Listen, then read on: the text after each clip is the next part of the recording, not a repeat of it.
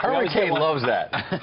Makes me feel right at home. So nice to have you here. What do you Great. think? Will these, what we expect to be sanctions as early as today by the U.S., firing back at Vladimir Putin, how much impact will they have? Zero.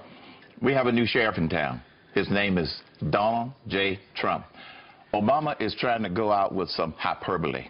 Mr. Tough Guy, after 8 years of Vladimir Putin kicking him around and basically embarrassing this nation, he's now trying to go out with some hyperbole. That's all. It's hyperbole. Well, there's been a lot of hyperbole. I mean, it's been a back and forth the last 24, 48 hours between the president and the president-elect. What do you think is really happening behind the scenes? Is President Obama being helpful, or is he going to be an obstructionist all the way to the end? President Obama is being hurtful. He's not being helpful. Secondly, he's already trying to position himself as a spoiler during the Trump administration. That's sad, because George W. Bush set the example. He said, I'm going to shut up, get out of sight, and let the new president be president. This president isn't doing it during the transition, and he's probably not going to do it after President-elect Trump takes office. You were here yesterday covering the speech yesterday with Secretary John Kerry. Yes. Do you think the American people, 3 weeks left to go, do you think they have tuned out? You know, we always talk about the lame duck president, right? Yes. Do you think that's the case this time, where people are hearing them, but they're not really digesting it? They haven't tuned out, but they are now afraid of what Obama could pull in these last few weeks.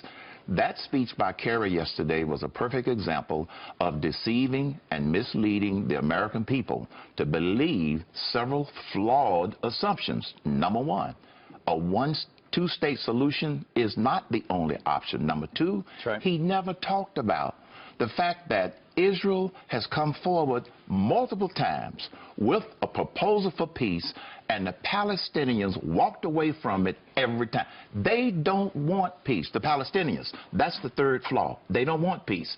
They have said they want Israel destroyed and wiped off the face of the earth. Yeah. You know, to be fair, on another topic, at the beginning of the Obama administration, there were a bunch of Republicans like Mitch McConnell who said, we are going to try to block him at every turn, and that's frustrated President Obama. But now what are Democrats talking about? Maxine Waters on MSNBC a couple days ago talking about the same thing, says she's not going to be nice, saying she is going to fight this president every step of the way. Watch.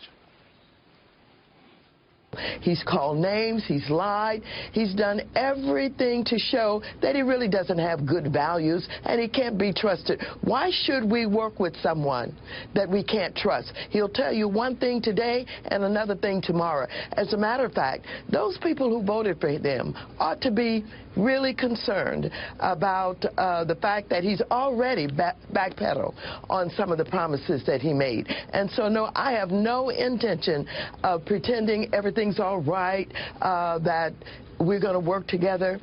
She went on to say, I won't even meet with him. Herman Cain, what happened to they go low, we'll go high? They are not going to go high. And the only people that believe Maxine Waters are the people that vote for her. Everything she said about Donald Trump is simply not true.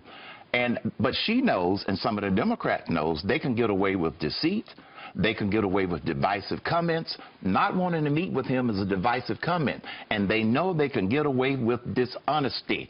Harry Reid admitted it this week, that he lied about Mitt Romney's taxes, and he's proud of it. So nobody believes Maxine Waters except the people who unfortunately continue to re-elect her. Well, they're gonna fight back, they say, but if they do that and Donald Trump delivers on what he said he would deliver, like bringing jobs back to this country, they're going to be a tough place. In fact, yesterday Donald Trump announced 8,000 new jobs coming to the U.S. That on top of what he did with Carrier right out the gates. He's not even president yet. Well, we got some sound of what he said about it yesterday down in Palm Beach, and we'll get you to react to it.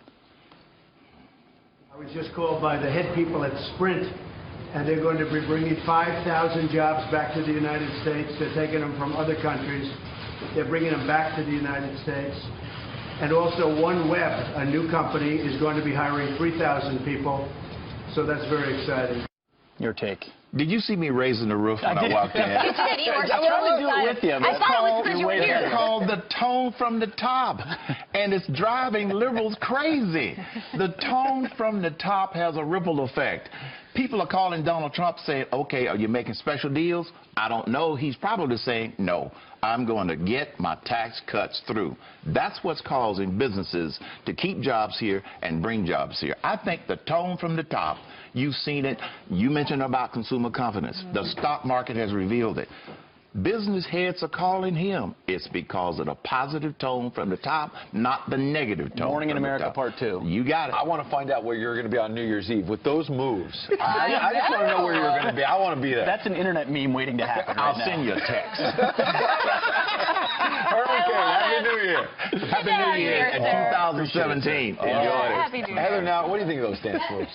Dance, Right? But we're going to have to do a competition with John Bolton, right? Oh, yeah. He's good. Dance off.